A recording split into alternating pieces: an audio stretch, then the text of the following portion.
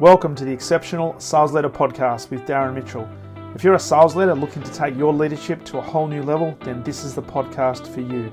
We'll be exploring tips, techniques, and strategies to help you take your leadership to the exceptional level and allow you to enjoy more money, more meaning, and better sales results.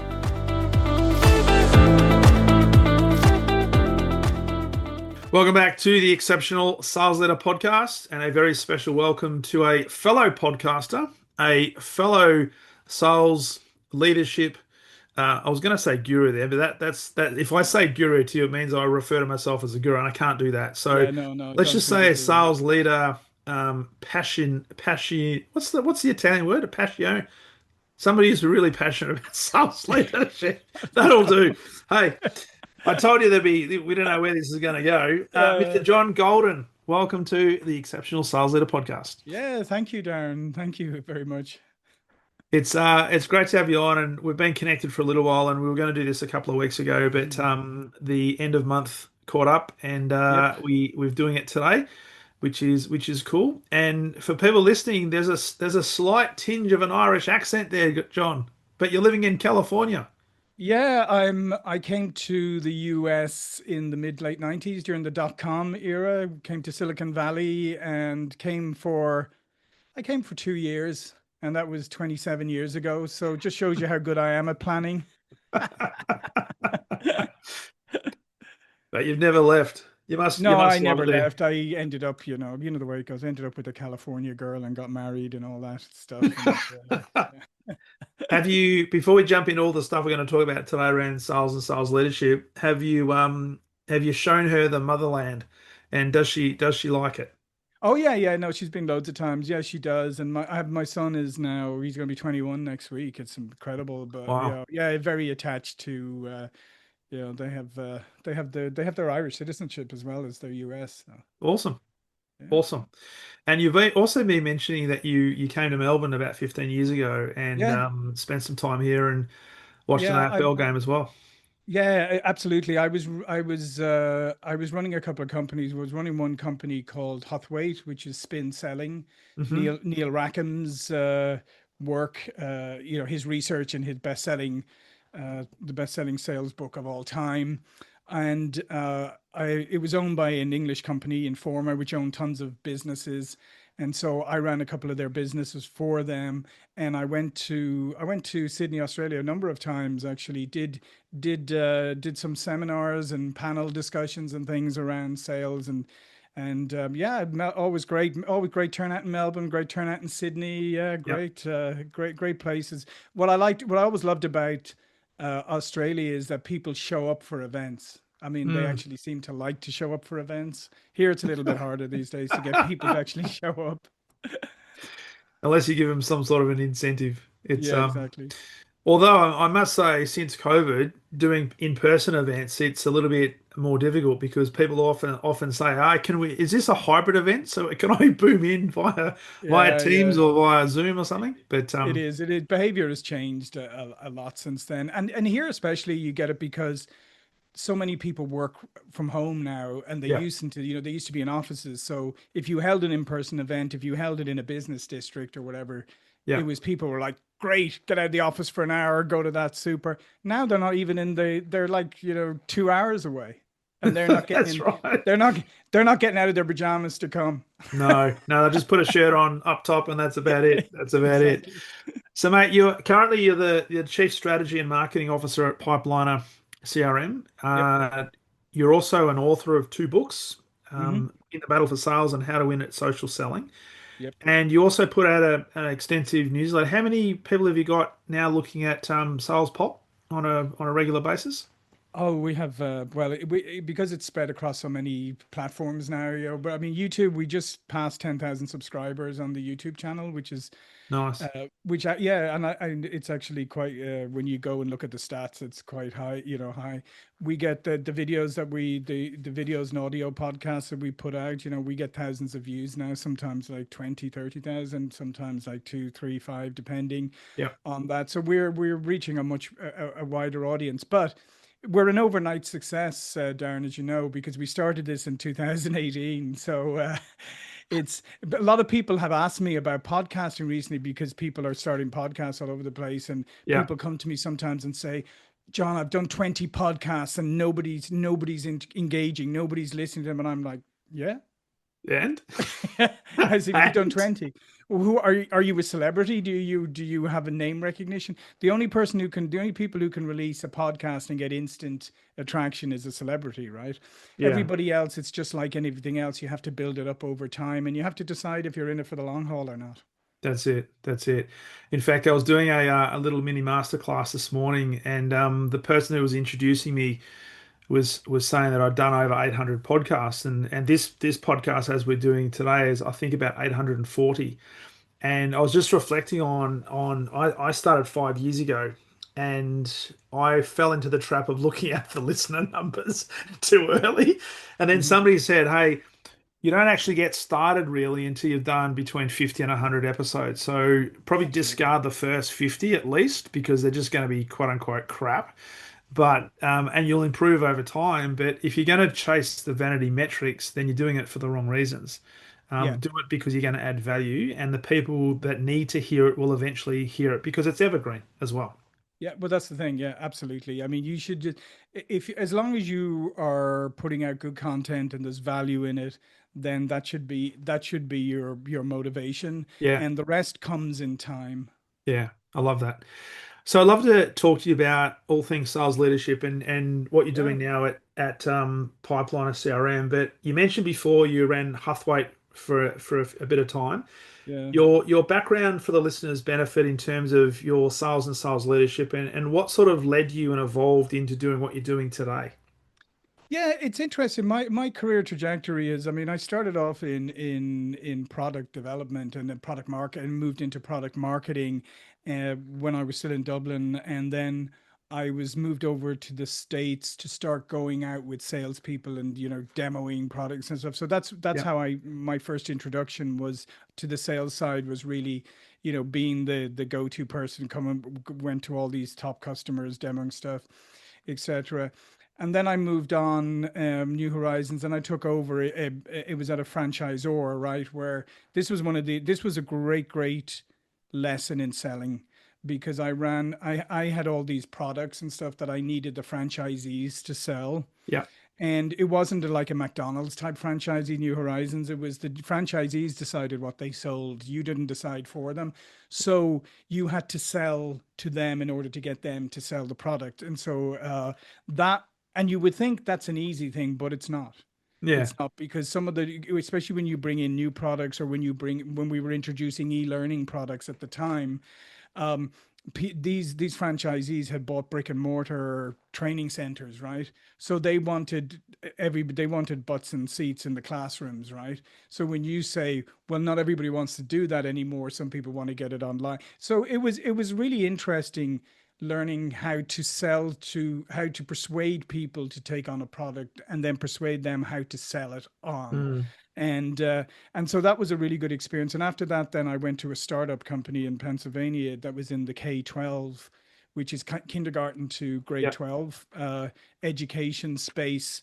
And they hired me to set up the sales and marketing. And so they had a center in Western Pennsylvania, and they set up this new place in Eastern Pennsylvania. So that was my first experience, Darren, of I went to Office Depot, one of those, and bought a plastic table and a chair. And I had my laptop, and I had at the time my BlackBerry, and I set it up in the office, and then sat there staring at the wall in front of me and go, okay, what do I do what do I now? do now?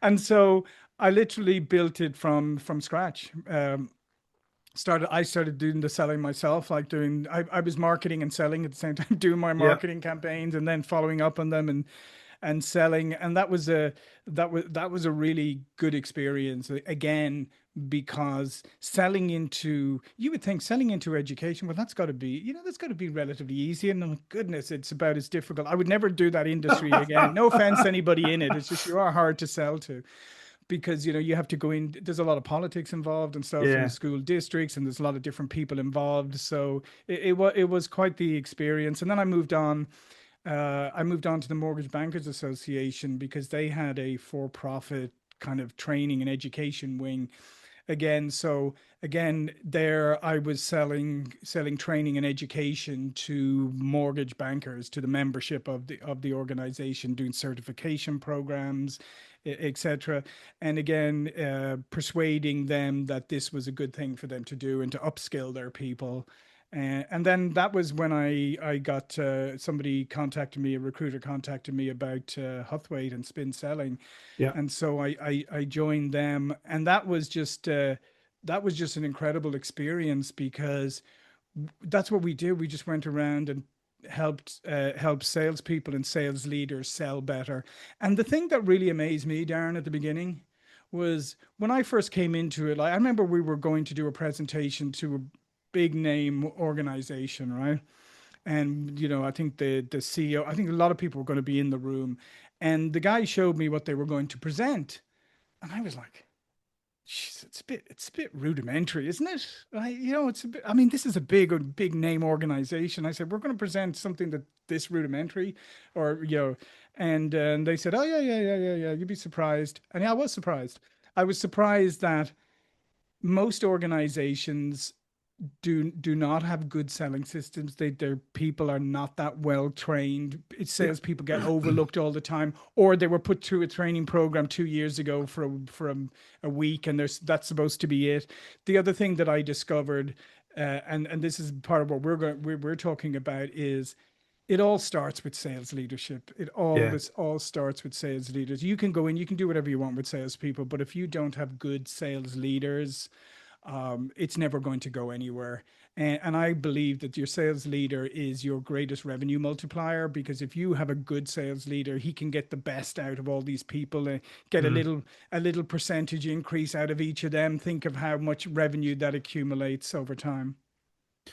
I love that. And it's interesting you mentioned that how sales leaders are the multiplier, Hmm. because my own experience being in corporate for 20 plus years, when the sales training came in, it was never sales training dedicated to sales leaders and helping Yeah. us become better leaders, better coaches, better mentors. It was all geared around how do we help the salespeople sell more of the product. And so it had a Yes. very heavy product focus and systems focus. Having said Mhm. that, we had Huthwaite come in at one of the big organizations I work with, and we were doing Oh, some you did? spin stuff, which was great. And I love the methodology. Um, but you're so right, and that if we don't spend enough time with the sales leaders, then we're not enabling the sales people. What was also interesting, and I'll be interested in your take on this, is when the sales training was being delivered, the sales leaders were not in the training. Hmm. Yeah, and that absolutely, and that was that's one of the fundamental flaws of it. If you don't go in first, and the first thing you should do is train the sales Mm. leaders, not just on what they should be able to do, but also train them on what you're going to train the salespeople on, Yeah, because we're all human beings, right, Darren? Because if I'm your boss and you've gone through a training program, you've learned stuff that I don't know. I'm not going to be comfortable talking to you about it. I'm not going to be comfortable reinforcing it, because yeah, I'm going to feel like an imposter. So I'm just going to blow past it. And yeah, you're going to get the message. Okay, well, that doesn't matter then. That was just whatever. He doesn't care about it because he never talks about it, right? And so if you ignore the sales leader, yeah, your initiative with salespeople is pretty much doomed to failure. You might get yeah, always get the odd self-motivated person who will take everything on board and run with it, but generally speaking, everybody takes their cues from those who they work for, yes. and they quickly understand what you put emphasis on, what you care about. They pick up on that very quickly, Mm, and they also pick up on the things that it doesn't seem like you care about. Therefore, I'm going to shove them over here, and I'm going to ignore them until you mention them. that's it. That's it. What's your experience when it comes to sales leadership? Because what I see a lot, and still happens today, when people get promoted to a sales leadership role, often they don't want that. They've just been Yeah. it's been bestowed upon them because they've been a Hmm. top salesperson. Yeah. But as soon as they're in that role, they become almost like a glorified administrator, where they're doing all the reports, all the forecasting, and I often call it corporate navel gazing, and Hmm. not spending enough time with their sales people. Because, and we'll talk about reliance and accountability around sales, but what have you seen in your career from a sales leadership Yeah. perspective? No, the same thing is that, yeah, we generally take a high performing salesperson who seems to be really good, whatever, and we punish them by promoting them into the sales leadership. I love that. No Be good deed punished. goes unpunished, right? And they get But it, well instead done. of pay rise, they get a pay reduction because they've got to work longer hours.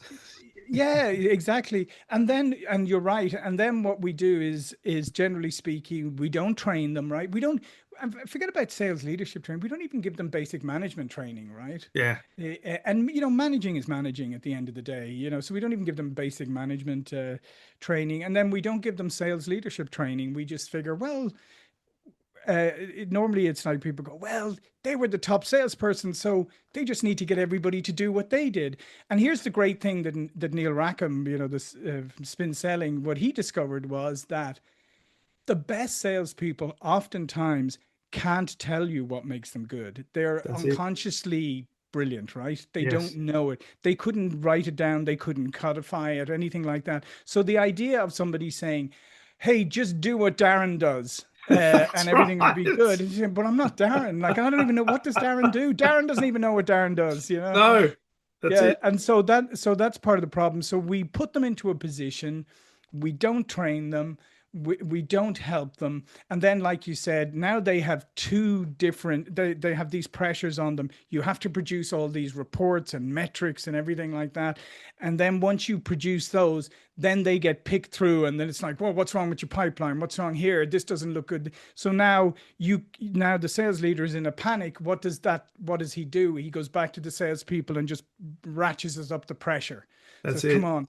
And a trap a lot of them fall into is that they then go and say, okay, to get the pressure off me, we need to close more business. Therefore, I need to go in and and help close deals. So I need to become the super closer. I parachute in at the end of deals, elbow the salesperson aside, close it, smile at the salesperson and go, isn't this great? And the salesperson's like, just great, thanks. I did all this work and you just come in. That was nice. And instead of coaching, they become like these super closers, and it can become, and it doesn't work, and it can really demoralize and undermine the sales organization, and ultimately the sales leader doesn't feel really good about themselves either, Yeah, and that's why most of them last 15, 16 months in the job. yeah. And it's such a shame because you probably look back, they probably shouldn't have been placed in that role anyway, because many of them didn't ask for that. It Right. was bestowed upon them. But they, as you rightly said, they weren't given the coaching, the training, the mentoring. So they Yeah, don't really know what different skill sets and characteristics they have to bring to the table in order to be successful and help the team become self-reliant. exactly. And then think of the cost then of that person failing, right? Yeah. And then having to recruit somebody else and all of that. Think of, if a fraction of that you spent on maybe getting them an external sales leadership coach, right? Mm, An experienced one. Maybe you're spending 5, 10 grand a month, I don't know, on that coaching, maybe for the first 6 months or a year or yeah. whatever. Think of that in comparison to lost deals, demoralized salespeople, having to recruit a new sales leader or promote somebody else into it. It's minuscule, the cost, really, compared. So I think organizations should really think carefully about, when you put a person into a sales leadership position, if you're not prepared to invest in them, Yeah. then don't be surprised if they fail. Yeah. It's such a good point. And as you rightly say, there's so many sales leaders that jump and hop and move organizations Yeah. in some industries 15, 18 months, 2 years, and you see a trail of destruction. Not always, but often see a trail of destruction that they just had to move because they've pretty much got wrung everything out of the sales team, and Yeah. they've got to leave. They've got to leave. No, they have to, and it's really sad when that happens, and it's sad that that it repeats itself all the time, because at the end of the day, where sales leaders become really effective is when they get to coach properly, Yeah, and when they get to focus more on the early stages of the pipeline, making sure that things are getting qualified properly, making sure your sales methodology and your sales process is being followed properly, coaching and mentoring. And that's the other thing is Darren, we say to sales leaders, go coach your salespeople, right? Coaching is something that it's not inherent in us. It's not a natural talent we all have. It's a skill like anything else. Because what's most people's experience of coaching? It's, I always say here it's your high school football coach. But back home, Yeah. probably the soccer man, the Aussie rules coach, right? Yeah. What's he doing? He's not coming over and saying, "Okay, you do that, and I'll watch, and then I'll observe." And he's going, "Do this, do that, do about right." And that's what most people have embedded in their minds, that that's what Yes. coaching is. So coaching is telling, and just telling you what to do, instead of, again, is training them and teaching them how to be a proper coach, and what a proper coach does, and how it's a collaborative effort, and how it's there. When you do coaching with your sales people, the salesperson should feel invested in. They should feel like, okay, this is very useful for me. I'm learning, I'm Yeah. improving. They're helping me build on my skills, all of these things. But again, we just tell them to go coach. It's so it as you were saying, I was just laughing inside because I was part of I used to work for one of the largest telcos in Australia, Telstra, Right. right? Yeah, yeah, yeah. And this is back probably 14 years ago. We had the year of the coach that we introduced into the sales enterprise and government business, and the expectation was that all the sales leaders would become sales coaches, right? That Mm-hmm. we'd coach a team, be out there, help them, enable them, and all that sort of stuff. Well, I overheard two guys who'd been in the business for a number of years, and this was at the kickoff, sales kickoff for the next year. And I heard them, and they both said to each other, "Thank Christ that sales year of the coach is over, because now we can get back to doing what we've always done, that is driving the number." And it just reinforced the fact that, and I'd seen these guys actually coaching, but it was, as you alluded to, it was just telling, just do this, do Yeah, that, because they hadn't been given, well, they had been taught, they had been trained, but they hadn't been given the ongoing mentoring to yeah, do that. So yeah. their team had no hope, right? That's their No, lot. coaching is a real skill, and it's something that can be learned, and it has an amazing impact when done properly. But you have to learn how to do it. You have to learn how to do it, and you can't just tell people, or you can't put people, here's a 2-day coaching program, knock yourself out and off you go. It is something that needs to be reinforced and helped, and you need to be coached on how to coach. Well, and the other thing is, and I've got colleagues that run a business around working with sales managers specifically, and they often say that coaching is, as you say, it's an enabler for multiplying revenue, Yeah. but you'll have the biggest shift in culture when you actually work with and coach the sales leaders Hmm. and get Yeah. those guys to learn how to coach. But they said because the coaching is often not an instant return, Yeah. it's more of a Yeah. longer term investment. It's one of the things that gets put to the side really quickly, and other things take priority because we've got this sense of urgency. We've got to get this product done. We've got to get this product launched. We've got to get this deal closed. So all hands to the pump, and coaching becomes a secondary or sometimes a third thing. But if we can do it well, it can be a really strong enabler for high performance. Yeah, no, I would agree with that. I mean, but I think that is typical for training, development, and investment and things like that. That Yeah, organizations are. It's always the first thing. Let's face it. When there's a downturn, what's the first thing? They cut out all the training because it's easy. Just get the yeah, cost off the books. yeah. Or like you said, is like they say, yeah, yeah, coaching. That's great, but we need to get these numbers up. So let's just focus on prospecting and lead generation, and let's get these deals that are stalled over the line and everything. And the thing is, all those things are important, but I mean, it's like anything in life. You have to kind of compartmentalize in some ways, and you have to have dual tracks, right? Yeah, you've got to do the immediate stuff, but if you constantly ignore the longer term things, right, you're just always going to be in that firefighting mode. And Yeah. that's what most organizations, sales organizations, find themselves in, is it's a constant firefighting because those other initiatives are pushed to the wayside, and there's not ongoing improvement and development over time. And that's where you need really strong senior leadership to actually make this Yes. a priority and make an investment to make sure we get, first of all, the right people Yep. in those positions who have a desire to move into that, but Hmm. also coach them, support them, enable them, and have patience with them that it's not going to be an overnight thing. But if we invest in them over a period of time, it can pay huge dividends for the business. Yeah, I think that is absolutely agree with you, and I think that is part of the problem, is that this is just a lack of patience and the expectation of immediate. I mean, you hear that all the time. I've heard that in every business I've ever worked in. Yeah, but how quickly will we see the results? And can you guarantee? And the other thing is the other one I love is, can you guarantee me that outcome? And I'm like, sure, Yeah, just call me sure. Nostradamus. Yeah, exactly. And I always go, well, it depends. Like, what are you prepared to put in? Yeah, And what is the organization? And I think the other thing, Darren, is I think absolutely the sales leader. It has to come from the very top, though. I mean, I think at the end of the day, it has to be the leader of the organization, the CEO or wherever. That's the person who really needs to say, developing our people, developing our sales leaders, investing in them. That's important because that's yeah, building us for the long term, and yeah, not just for the short term. And that's why I think it's really important that CEOs, especially if they're not from a sales background, is that they understand that sales leadership is a role in itself. It's got a skill set all to itself. yeah. Coaching is a skill set all to itself, and these things you can't expect people just to naturally have them. You have to train them, you have to mentor them, coach them, you have to support them. So if you're prepared to do all of that, then you're going to have a top performing sales organization. But I think a lot of it has to come from the very top.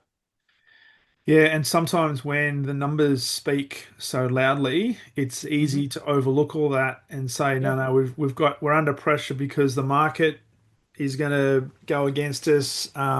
As a CEO or as a senior executive, maybe my short-term bonus might be impacted. Yeah. Yeah. So Yeah. Yeah. all these Oh, things well, come that's into it. well, they do, and let's face it. At the end of the day, compensation drives behavior. So that's Yeah, maybe another thing that organizations should look at. If you want to change behavior, but you don't change the underlying incentives for the behavior, then you're never going to yeah, change it. no, exactly right.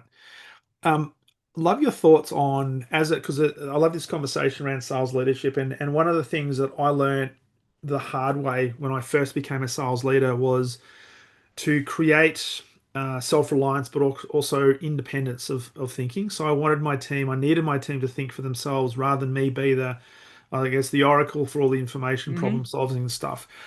My first 90 days, though, I created an environment where my team were codependent on me and I was codependent on them. Yeah. And it wasn't a good relationship. Hmm. Um, what have you seen in your career and not so much organizations have done it well, but this thing where sales leaders, which do have and have to have a separate skill set, how do they go about almost disassociating from the sales team, but being invested in the sales team to the point where you've got the sales people who become self-reliant, who become accountable, which therefore doesn't require the sales leader to come in on the white horse and save the day and be the master closer. Are there specific things you've seen organizations do well or principles that they've implemented? Yeah, absolutely. I think one of the biggest ones is where you have a consistent way of preparing salespeople preparing for their sales calls, right? For doing the prep work, doing the research, doing that. And then if it's one of the things I really like, Darren, I have to say, when I was at Huthwaite, is because we had this down pretty good, where the salespeople, because naturally, if you're going to sell sales training, you better be decent at selling, kind of. um, and what we used to do a lot was, especially my role as CEO, like I would be brought in when it was a big opportunity, right? But we'd have maybe the sales VP, the sales person, and myself, and we'd meet the night before if it was an in-person presentation for like Yeah, 2-3 hours, and we would go through everything, our roles, and here's the empowerment bit. It was up to the salesperson to tell both me and their VP what our role was in yeah, the like that. meeting tomorrow. When were we going to be called upon? What was expected of us and what wasn't expected of us? And I always felt like that was the right model. Yeah, When you had a salesperson who was well trained, who was confident, who then had their own kind of sense of empowerment, and I know what I'm doing, and therefore you are now coming in to support me. So this is my deal, you're coming in to support me, and this is the role I need you to play. And it was great. I love those sessions, and I mean, not everything went according to plan the next day, but we're able to flex. But that for me is the essence of a really a good organization is when the salespeople they feel a sense of ownership. Like it's not in the way of like, oh, it's mine, but in a sense of, no, I've built this, I'm proud, I know how to move this forward, but I need help, and here's the kind of help that I need. Yeah. And I think if you can get to that stage, then you have you're going to have a lot of success. But to get to that is you have to encourage your salespeople. Like we call salespeople in an enterprise, we call them salespreneurs, right? Because Salespreneurs, love it. yeah, well, because if you think about it, right, and I'm always picking on accounting, so I apologize to my accounting friends out there. But the folks down the corridor in accounting, they've got predictable income. Yeah, maybe they get a bonus at the end of the year, whatever. But they've got predictable income every month. The salesperson doesn't have predictable income. They either have a base salary and commission, or they have maybe their full commission, whatever. Yeah. But so they have to be more entrepreneurial in what they do. They're like running. So we say, you're running your own book of business. So let's encourage them and support them as kind of entrepreneurs running their book of business, being creative. And when you get salespeople to think about it that way, and you Mm. show that that's how you look at it, you go, this is your book of business. You're the creative one. You're the one who can make this. I will help you everywhere I can, but you own this. That goes an awful long way to creating a greater sense of self-esteem and stuff among the salesperson. And they start to look at their selling a little differently now. Instead of like, I'm just trying to, they start looking at it as, yeah, I am running my own kind of mini business here. Yeah, I love that. And through that process, when you went in and you shared that example where you're doing the preparation for the in-person meeting, how much of that would have been you and perhaps the VP of sales or the head of sales having to remove I guess the title and saying, hey, roles are reversed here. We're at the mercy of you. We're at your service. You tell us what you want us to do versus, hey, I'm the CEO. I know how to Yeah, run yeah. this. Yeah, I know. No, that's exactly it. You have to have a level of humility, but you also have to just have a level of respect and go, at the end of the day, this person has a track record of sales, they've got a good track record. They know this account, they know, and in this case, like, my role is a subordinate role here. And Yeah. yeah, I just think you have to be a little bit humble. And there is, and I'm sure there's always that temptation to go, well, maybe you want to do it this way, but you have to, and this is the key to, I think, any coaching and mentoring, or playing a role like this, is before you make a suggestion to change something or alter it, you have to ask yourself, am I just saying that because that's the way I would do it? They're doing it slightly differently. Maybe I need to look at it in terms of, actually, they're doing it slightly differently. It's the same result at the end of the Yeah. day. Or maybe I'll trust that this will work, because sometimes we just tend to come up with things and say, well, maybe you should do it this way, just because that's the way we do it. Yeah. And instead of us actually taking a step back for a moment and saying, well, they don't have to do it the way I do it. So if it sounds like it's reasonable what they're suggesting, it sounds like they can do it, then I should just back off.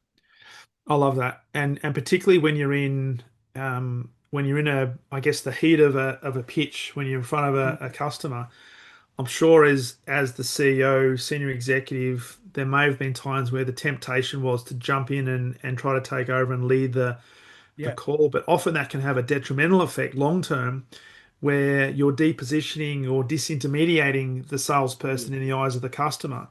So that must Yeah. be really, and you talked a lot about preparation and how important that is to be really defined on what your roles are. So you resist that temptation.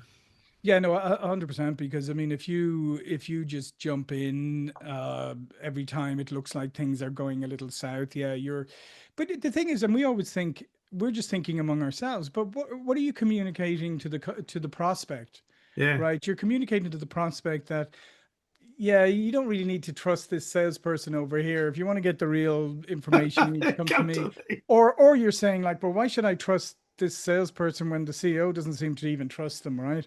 And so Yes. that's where I'm saying that's where the preparation is really, really, really important. Is that you know your role, and then that you're disciplined enough. Yeah, nothing's ever going to go perfectly according to plan, and there's going to be, things that crop up, and there might be times, but there's elegant ways of, you know interjecting into things, and in a supportive manner, I Yeah. mean, you can even say to the salesperson, uh, would you like me to, would you like me to jump in here? You can direct it.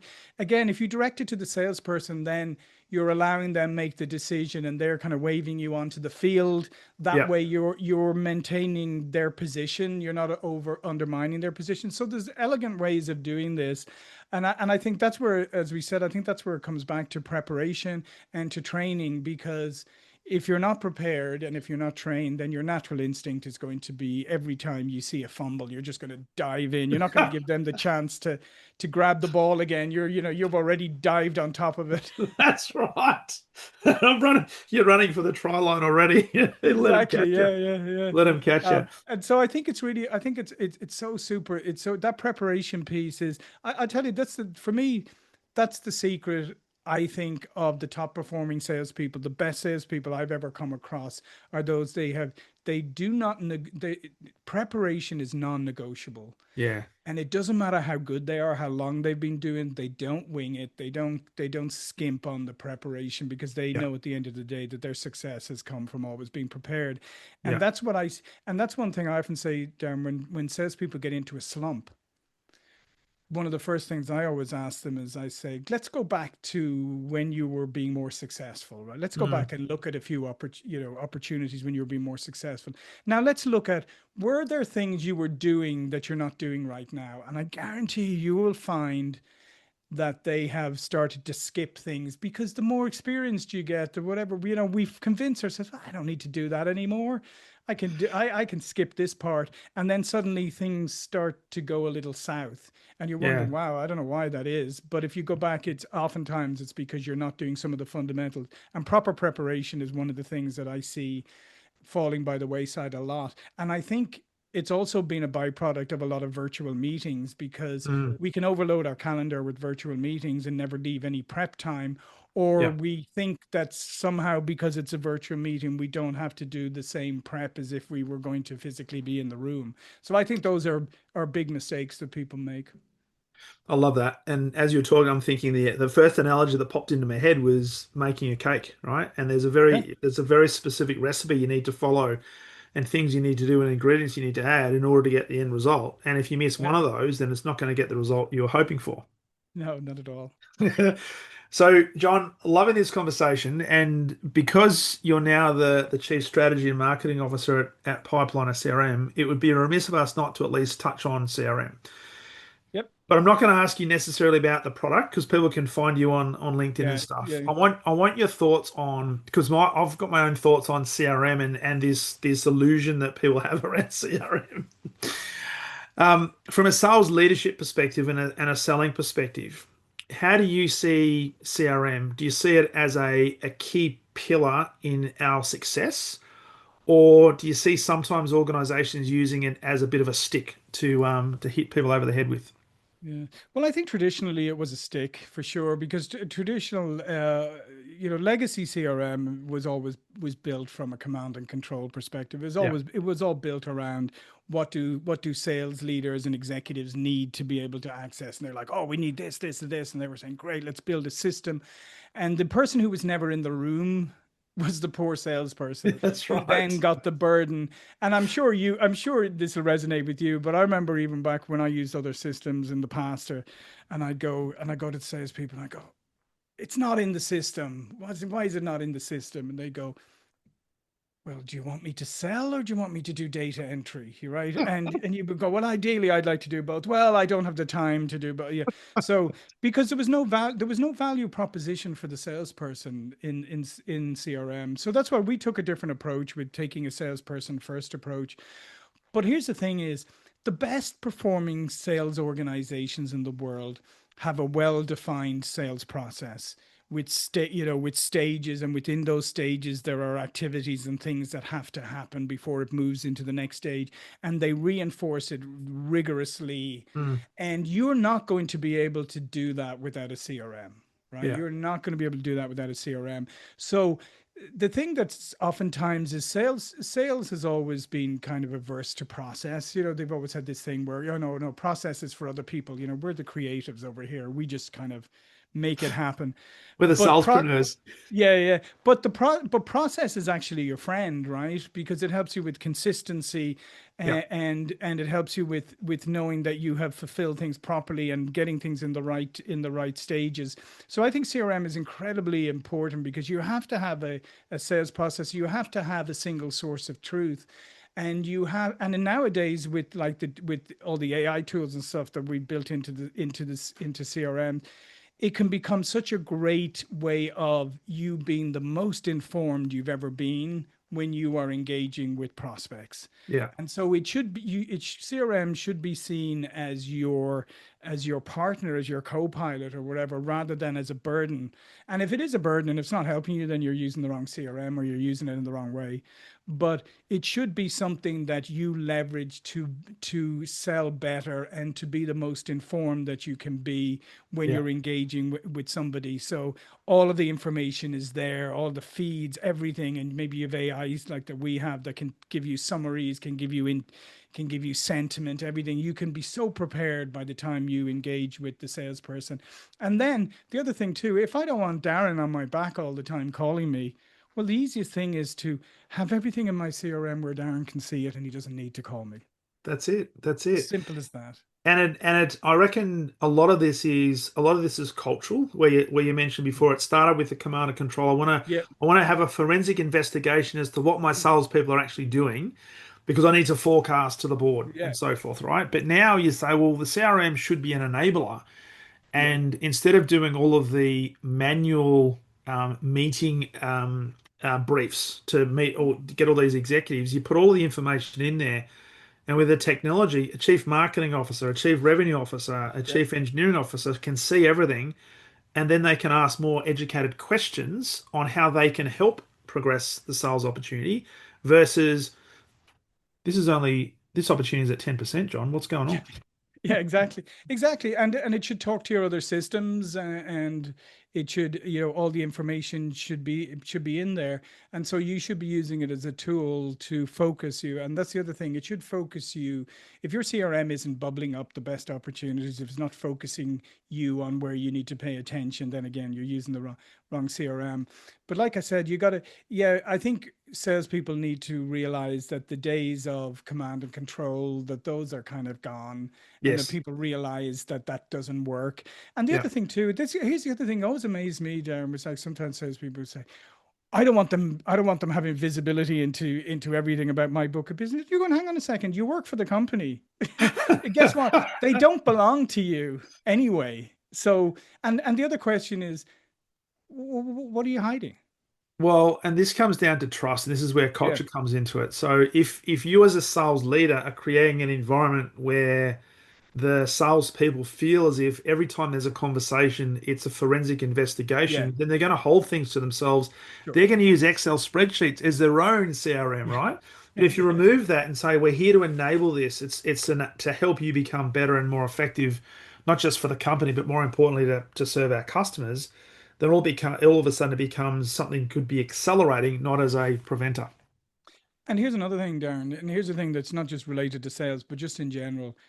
As human beings, unfortunately, we're hardwired in some strange ways. But one of them is we're fantastic at spotting mistakes, Yeah, errors, things that aren't working right. All day long, we can spot that. We're terrible at spotting things going well and catching people doing good things, right? that's So, right. to your example, there is most salespeople experience, you know, a lot with CRM is exactly what you said. You know, well, what's going on here? And I had a look in the system and I can't find, you know, and it's all like you're like, whoa.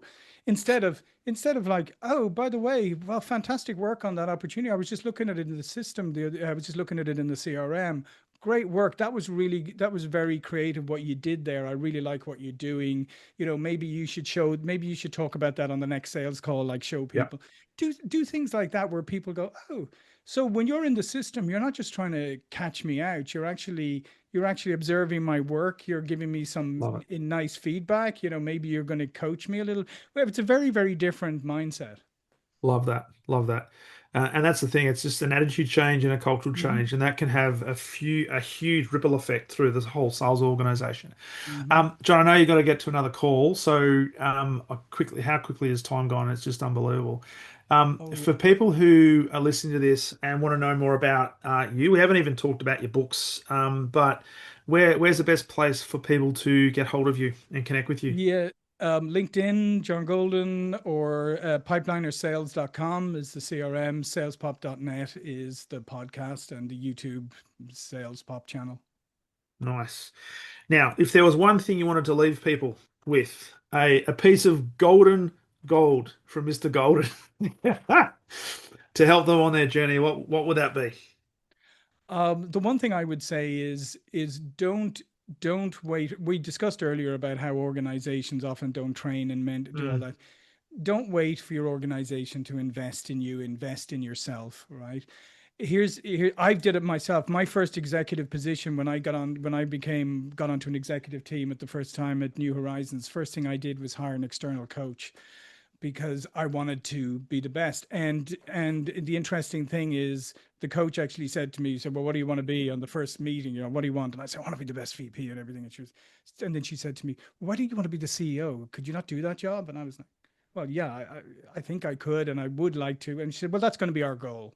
nice. And anyway, and that happened. But my point is, I guarantee you, you are probably investing some money in your hobby, right? Maybe you're a golfer, maybe you're whatever, maybe you're a pickleballer here or whatever. But I guarantee you, you're probably paying somebody to help you with your swing, you know, to help. So maybe you'll knock a couple of shots off your, you know, your for your golf. But you're not going to win. You're not going to get in the PGA, right? So you're not No. going to, it's never going to put bread on your table, right? So you invest in all these things that are not going to put bread on your table, but you invest nothing in your job. Mm, And you expect the company always, and don't expect people to invest in you, because sometimes they will and sometimes they won't. So here's the tip for you is go get your own coach. Go love get it. a mentor. If you can't afford to pay a coach, like go find a couple of mentors who, you know, people who've done it, who'll give you advice. But don't sit back and just say, okay, well, they're not investing in me, I'll just muddle through it. No, invest in yourself, because I'm telling you, it's the best investment you'll ever make. I love that, and it's such a great way to finish because high performing people, whether it be in business, the arts, sport, they all have coaches, and Yeah, they never stop getting better. So, exactly. great way to finish. And mate, thank you so much for being a great guest on the Exceptional Sales Leader podcast. It's been an awesome conversation. Yeah, absolutely. And maybe hopefully we have a beer in Melbourne someday. A Guinness, if we can find a I place that's guess we can actually got find, yeah, Guinness we'll on have to tap. find the one with it on tap. Yeah. Absolutely. Thanks, John. All right. Thanks, Darren.